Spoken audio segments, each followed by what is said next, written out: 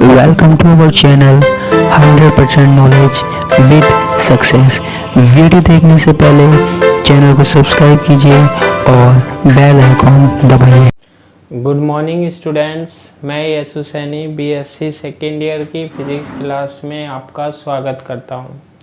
तो कल हम फुल वेव रेक्टिफायर के बारे में डिस्कस कर रहे थे, पूर्ण तरंग दिष्टकारी के बारे में डिस्कस कर रहे थे और उसकी वर्किंग हमने कंप्लीट कर ली थी, है ना। आज हम फुल वेव रेक्टिफायर और पूर्ण तरंग दिष्टकारी के लिए स्पंदमान धारा और वोल्टता का औसत मान निकालते हैं, यानी कि average value of pulsating current end voltage. तो एक बार हम देख लेते हैं फुल वेव रेक्टिफायर की जो वेव हमारे पास कल आई थी, है ना। तो देखो, फुल वेव रेक्टिफायर का जो सर्किट डायग्राम होता है ना, उसमें क्या होता है, एक तो होता है क्या, ट्रांसफॉर्मर होता है। ये तो क्या होता है, ट्रांसफॉर्मर होता है। इसके आगे हमारे पास क्या लगे होते हैं, दो डायोड लगे होते हैं। ये डायोड मैंने लगा दिया, डायोड हो गया D1 और ये डायोड हो गया हमारे पास क्या, D2। ये डायोड का P होता है, ये N होता है, ये P होता है और ये क्या होता है, N होता है। ठीक है। इसके बाद हम ये सेंटर टैप ट्रांसफॉर्मर होता है, तो बीच में एक रेफरेंस पॉइंट C लिया था और यहाँ से एक वायर तार लिया था और यहाँ हम क्या लगाते हैं, एक लोड लगाते हैं RL। लोड क्या होता है, जिससे हम क्या लेंगे, आउटपुट लेंगे, निर्गत लेंगे। ठीक है, लोड वो होता है। यहाँ से एक पॉइंट लिया था मैंने और ये ऐसे वायर यहाँ जोड़ दिया था, तो ये कौन सा बना था, फुल वेव रेक्टिफायर। अब मैंने कल आपको बताया था कि जो चार्जर होता है ना, वो 3 to 5 वोल्ट DC पर ऑपरेट होता है ना, 3 से 5 वोल्ट DC। मान लो आपको 5 वोल्ट डायरेक्ट चाहिए, दिष्ट चाहिए होती है वोल्टेज, है ना। तो आपको क्या करना होता है, देखो वैसे तो हमारे पास कितनी आती है, 220 वोल्ट आती है।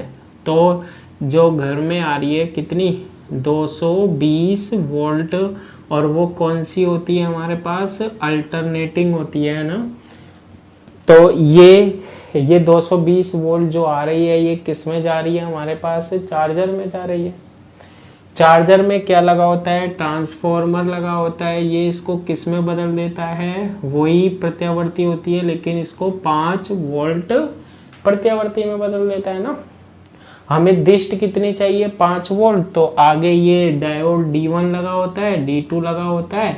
यहाँ वोल्टता जो मिलती है उसको हमने किससे रिप्रेजेंट किया था, VS से। तो ये क्या होती है, VS होती है 5 वोल्ट, और VI ये होती है, यहाँ VI होती थी, है ना।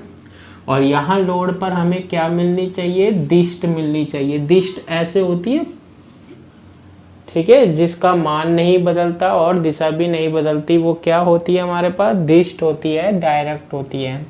लेकिन जब हमने कल वेव पढ़ी थी, क्या ये, ठीक है, तो इसमें क्या होता था कि जो VS निकली थी, अब मैं सारी वेव नहीं बना रहा हूँ, आप वो वाली वीडियो को अच्छे से देख लेना ना। ट्रांसफॉर्मर की द्वितीय कुंडली पर यानी सेकेंडरी कोइल पर जो हमारे पास वोल्टेज आया था, वोल्टता आई थी, वो VS आई थी। तो मैंने ये क्या बना दिया, VS बना दी। इस तरीके की होती थी हमारे पास क्या, VS। ठीक है। अब ये डायोड D1 में से जा रही थी और डायोड D2 में से जा रही थी, तो निर्गत वोल्टता बना रहा हूँ मैं सीधा ही। कल हमने अलग अलग बनाया था, D1 के लिए भी और D2 के लिए भी, है ना। तो ये तो क्या थी, VS थी और ये क्या थी, V0। तो आउटपुट वोल्टेज में क्या होता था, जब हमारे पास ये VS का पॉजिटिव चक्र आ रहा था, तो D1 क्या कर रहा था, अग्र बायस में था, फॉरवर्ड बायस में था, ये काम कर रहा था और लोड पर क्या मिल रही थी, हमें करंट मिल रही थी।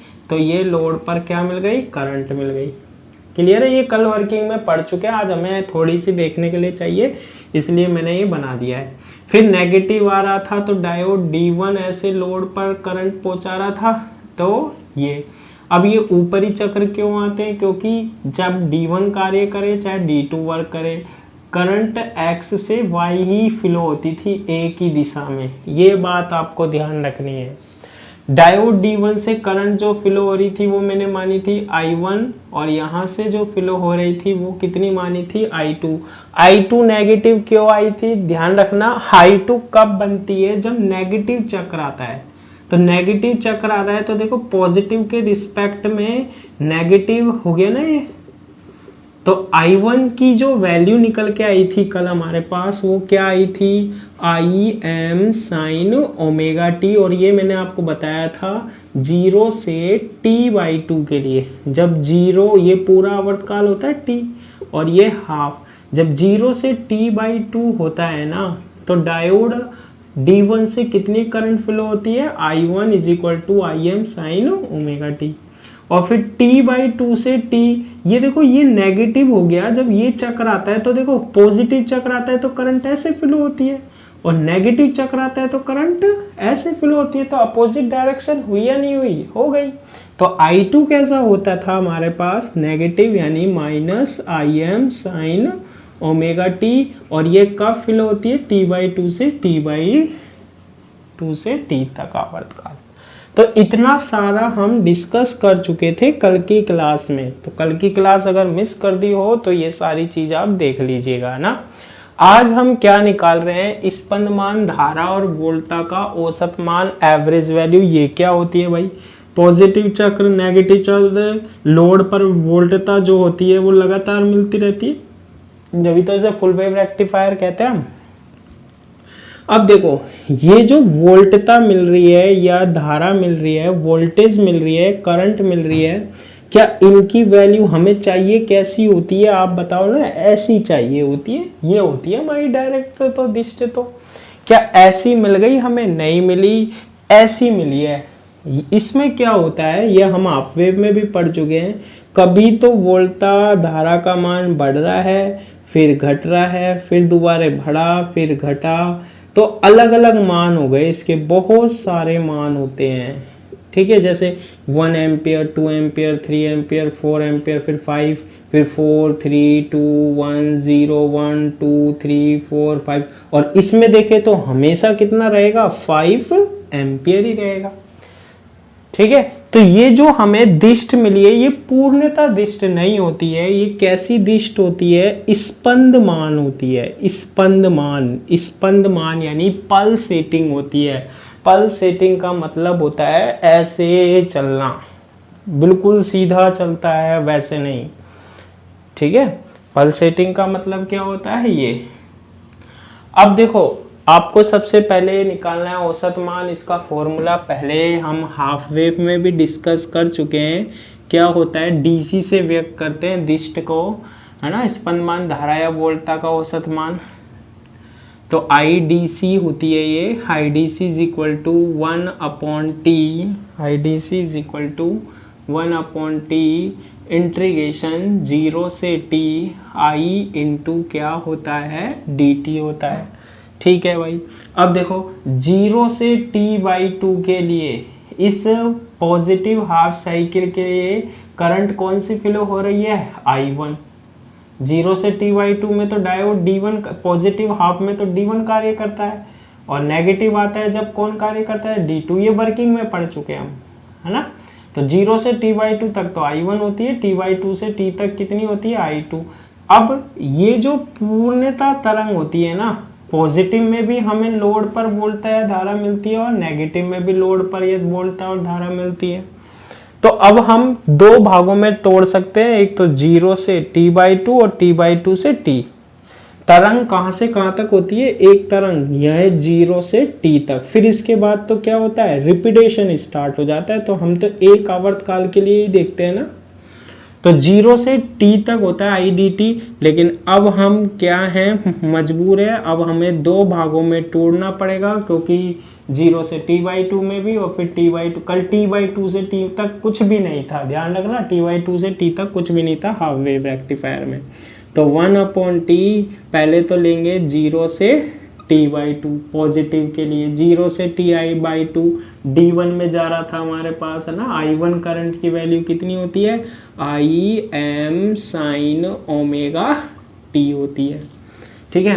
प्लस उसके बाद आता है हमारे पास नेगेटिव के लिए T/2 से T तक क्या निर्गत वोल्टता मिलती है भाई, मिलती है। तो T/2 से T तक करंट फ्लो कितनी होती है, I2।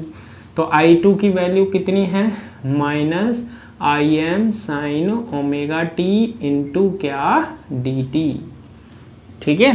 तो 0 से T/2 तक तो Im साइन ओमेगा t होती है, I1 वाली करंट फ्लो होती है, और T/2 से T तक I2 की वैल्यू क्या है, minus Im sine omega t into dt। अब बस इसको क्या करना है, सोल्व करना है, और हमारे पास आंसर एज इट इज। अगर कंफ्यूज हो रहे हो तो इसको एक बार यहाँ भी लिख देता हूँ, 1/t ब्रैकेट में 0 से T/2 तक तो कौन सी करंट होती है, I1, और T/2 से T तक कौन सी होती है, I2। और I1 की वैल्यू ये रख दी, I2 की वैल्यू को ये पुट कर दिया। अब इसे सोल्व करते, देखो Im इसमें भी, Im इसमें भी, ये दोनों में से कॉमन ले लिया, बाहर बन गया Im/t, और ये बनेगा 0 से T/2 क्या, देखो इसमें आएगा dt और आएगा ना, तो ये बनेगा साइन ओमेगा t इंटू क्या, dt। 0 से T/2 sine omega t into dt, negative बाहर आ जाएगा, इंटीग्रेशन 0 से T/2 और साइन ओमेगा t इंटू क्या, dt।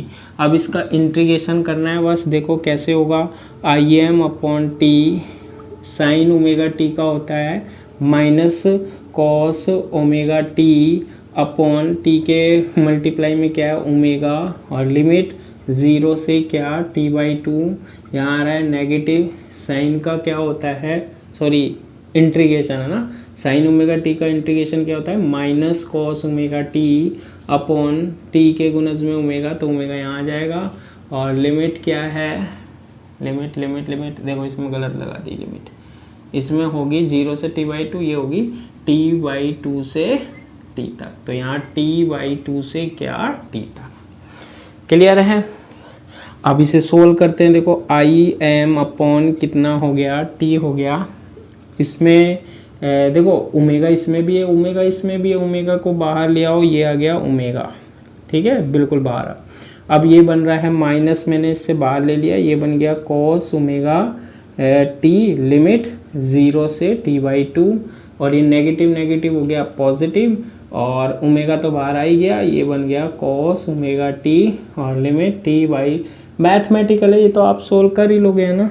तो Im अपॉन कितना आ गया, ओमेगा t, और ये आ रहा है माइनस अपर लिमिट माइनस लोअर लिमिट, यानी कॉस ओमेगा t की जगह पहले क्या रखेंगे, T/2 माइनस t की जगह 0, तो ये बन जाएगा कॉस 0 को ओमेगा से गुना करेंगे 0 हो जाएगा, प्लस कॉस ओमेगा t की जगह रखेंगे t minus cos omega, lower limit t की जगह T/2, क्योंकि इंटीग्रेशन हमने विद रिस्पेक्ट टू टाइम किया है, ये हमारे पास इंटीग्रेशन हो गया। अब फटाफट इसकी वैल्यू को रखते जाते हैं। देखो मैंने आपको कल बताया था वेव के लिए कि ओमेगा बराबर होता है 2π/t, यानी ओमेगा t को हम किसके इक्वल लिख सकते हैं, 2π के। तो Im अपॉन कितना हो गया, 2π हो गया, और ये माइनस आ रहा है, आएगा तो आएगा ही, कॉस ओमेगा t की जगह क्या लिख सकते हैं, 2π/2 माइनस 1 प्लस ओमेगा t की जगह क्या लिख देंगे हम, 2π माइनस कॉस ओमेगा t की जगह 2π/2 लिख देंगे। अब 2 से क्या कैंसिल हो जाएगा, 2 हो जाएगा, और इस 2 से भी ये 2 क्या हो जाएगा, कैंसिल हो जाएगा। तो क्या आएगा, Im अपॉन 2π, और ये देखो माइनस, ये बन रहा है कोस पाई की वैल्यू -1, और फिर आ रहा है -1 प्लस कोस 2π मतलब 360 का मान, यानी कोस 0 का मान कितना होता है, 1 होता है। ये तो आप जानते हो मैथमेटिक्स, है ना। और कोस पाई की वैल्यू कितनी होती है, -1। तो इसको सोल्व कर लो, बस आपका काम हो गया। Im अपॉन 2π और ये हो गया -1 और -1 -2, ये हो गया +2 और ये भी हो गया +2। तो ये बनेगा 4im अपॉन 2 पाई। तो यहाँ से कैंसिल हो जाएगा 2 से 2 बार, तो ये बन जाएगा 2im अपॉन क्या पाई आ जाएगा। तो IDC जो आया है ना हमारे पास, औसत मान आया है वो कितना है, IDC इज इक्वल टू आ गया 2im अपॉन पाई आ गया। ठीक है, इतनी करंट मिलती है, औसत वैल्यू मिलती है कहाँ पर, लोड पर। ठीक है, अब ये जो स्पंदमान वोल्टता है, ये स्पंदमान वोल्टता जो है ना, स्पंदमान धारा और वोल्टता है, ठीक है, ये धारा कहाँ मिल रही है, लोड पर। अगर धारा इतनी फ्लो हो रही है तो वोल्टता भी निकाल सकते हैं हम लोड पर, धारा इतनी है तो, इसलिए स्पंदमान यानी पल्सेटिंग स्पंदमान वोल्टता हमेशा किसके लिए देखते हैं, RL के लिए। यहाँ लोड पर करंट कितनी आ रही है, स्पंदमान भैया कितनी आ रही है, 2im अपॉन पाई। यहाँ करंट 2im अपॉन पाई। तो निर्गत अब V0 की जगह हमें क्या मिलेगी, हम लिख सकते हैं EDC मिलेगी। EDC क्या व्यक्त कर रहा है, V0 आउटपुट निर्गत ही है, लेकिन अब EDC मिलेगी। EDC क्या है, स्पंदमान वोल्टता। आउटपुट किसके रूप में ले रहे हैं, स्पंद के रूप में।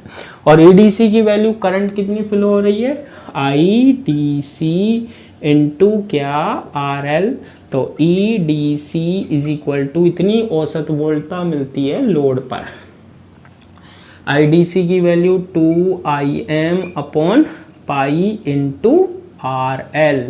इसमें हम Im की वैल्यू भी पुट कर सकते हैं। Im क्या निकल के आया था कल, Im क्या निकल के आया था, EM upon R plus RL। तो EDC की वैल्यू जो आएगी हमारे पास वो कितनी आएगी, देखो 2, और Im की वैल्यू क्या है, EM upon R plus RL है, और यहाँ पाई है तो यहाँ पाई लगाएंगे और यहाँ क्या लगा देंगे, RL। तो इतनी औसत वोल्टता मिलती है 2em RL पाई R प्लस RL। ठीक है, 2em RL upon pi R plus RL, इतनी औसत वोल्टता मिलती है हमें कहाँ पर, लोड पर। इसके बाद हम दूसरी जो वैल्यू निकालते हैं वो क्या निकालते हैं, RMS वैल्यू निकालते थे, हाफ वेव रेक्टिफायर में भी निकाला था। अब आप किस में भी निकालोगे, फुल वेव रेक्टिफायर में। वो ही निकालना है बस, बिल्कुल एज इट इज। ठीक है, इजी है, बस कंप्लीट देखते जाएं तो हम हो जाएगा, है ना। सेकंड क्या निकालते हैं, स्पंदमान धारा और वोल्टता का, स्पंदमान धारा और वोल्टता का वर्ग माध्य मूल मान। ठीक है, इसे हम ऐसे भी लिखते हैं, RMS value of pulsating current and voltage, pulsating स्पंदमान, pulsating current and voltage। ठीक है, तो रूट मीन स्क्वायर वैल्यू निकालते हैं। अब समझना रूट मीन स्क्वायर वैल्यू कैसे निकालते हैं, 2 मिनट का काम है हमारा ना। देखो IRMS पहले करंट निकालेंगे और फिर वोल्टा V is equal to IR से लोड पर वोल्टा निकाल लेंगे ना। IRMS होता है करंट जो है उसका क्या, माध्य यानी औसत यानी एवरेज का स्क्वायर का क्या, रूट। इसे बोलते हैं रूट मीन का मतलब माध्य औसत, ठीक है, स्क्वायर करंट का स्क्वायर है। अब इसको कैसे सोल्व करते हैं, देखो I square R M S is equal to, अब स्क्वायर कर देंगे रूट हट जाएगा तो ये बन जाएगा हाई बार स्क्वायर। अब इसका मान जो है ना वही चीज़ है लिखने वाली, देखो I square R M S is equal to, अब आप देखना है यहाँ पर देखो 0 से t/2 तक, 0 से भैया कितने तक t/2 तक कितनी करंट फ्लो हो रही है, I1 is equal to I m sine omega t flow हो रही है। ठीक है, t/2 से t तक कितनी करंट फ्लो हो रही थी यहाँ पर डायोड से, माइनस आई एम साइन ओमेगा टी। ठीक है, अगर हम इस करंट का क्या कर दें, स्क्वायर कर दें तो क्या आएगा, आई M square sine square omega t, और I2 इज इक्वल टू क्या आएगा, आई M square sine square omega T. अगर हम इनका क्या करें, स्क्वायर कर दे दोनों करंट का, तो बताओ नेगेटिव चिन्ह का साइन का कोई फर्क पड़ेगा क्या, नहीं पड़ेगा। तो देखो एक पॉजिटिव है एक नेगेटिव है, तो अब मैं जब इसका रूट मीन स्क्वायर वैल्यू निकाल रहा हूँ ना, तो उसका फॉर्मूला क्या होता है, 1/t होता है और 0 से t होता है, और मैंने आपको कराया था आई स्क्वायर क्या होता है, dt होता है।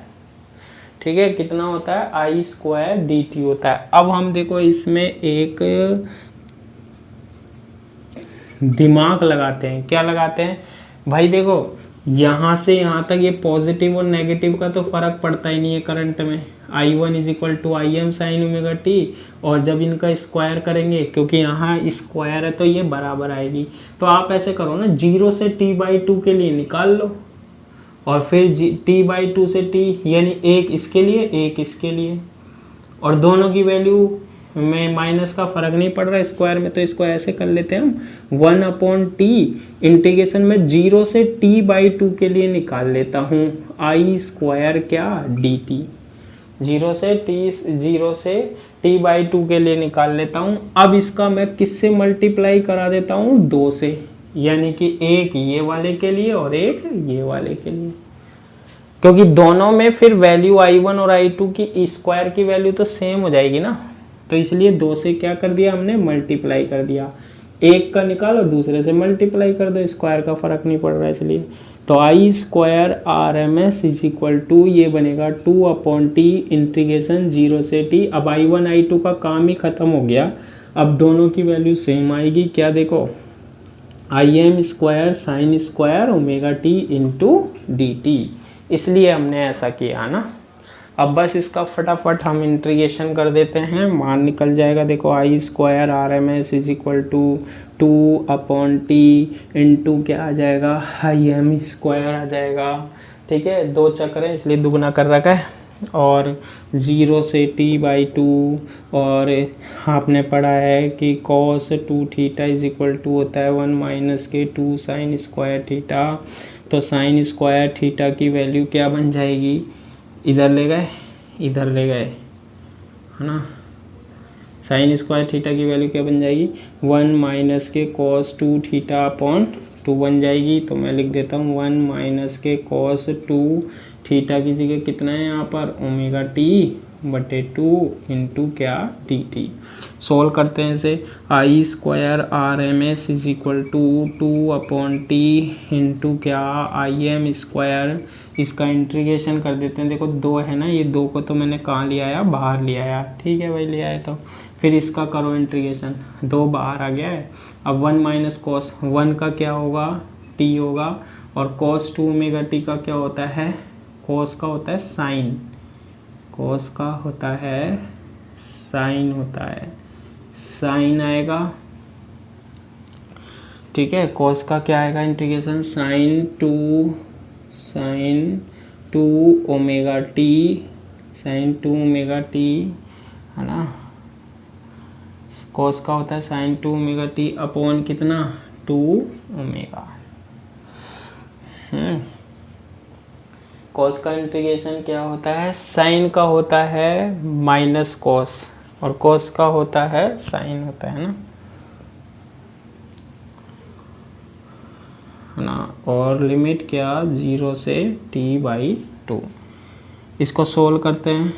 आई square R M S is equal to 2 से 2 कैंसिल हो गया, ये बन रहा है I M square upon T.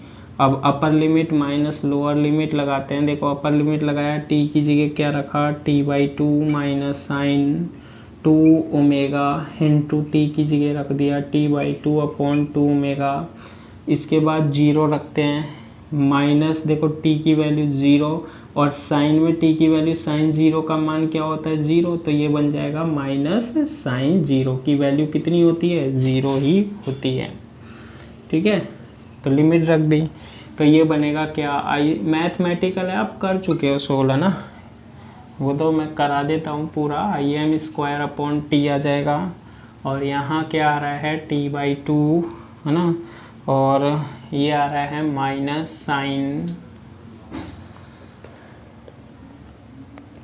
Minus sign ये 2 से ये 2 क्या हो गया कैंसिल, तो ये बनेगा omega T upon 2 omega.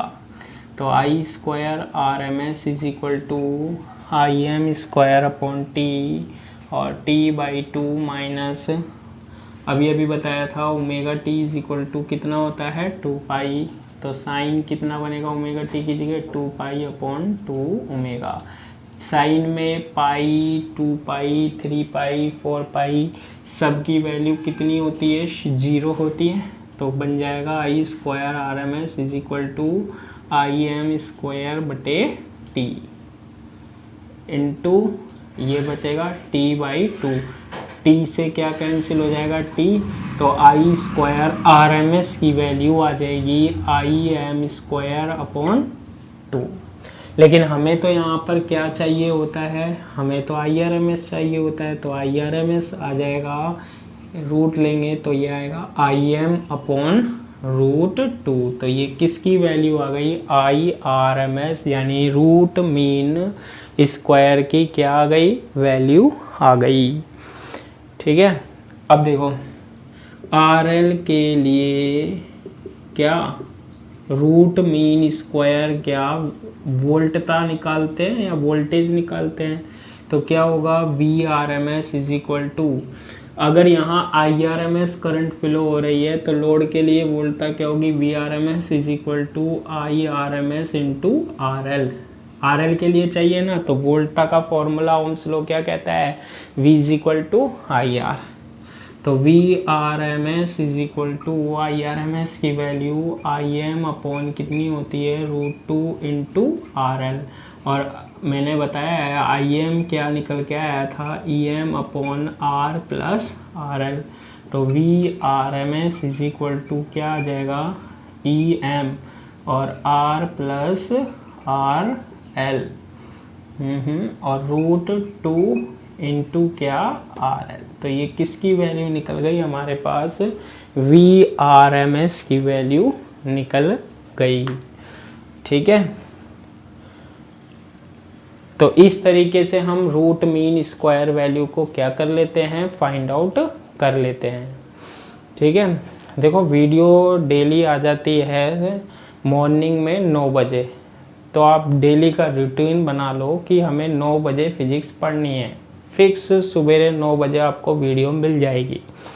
Channel को सब्सक्राइब करके नोटिफिकेशन दबा देना आप ना, उसमें सीधा सीधा आपके जैसे ही आप नेट ऑन करोगे ना, आप नेट ऑन करके रख दो 9 बजे नोटिफिकेशन आ जाएगा कि वीडियो आने वाली है, और जब भी आप हाथ की हाथों से पढ़ लो।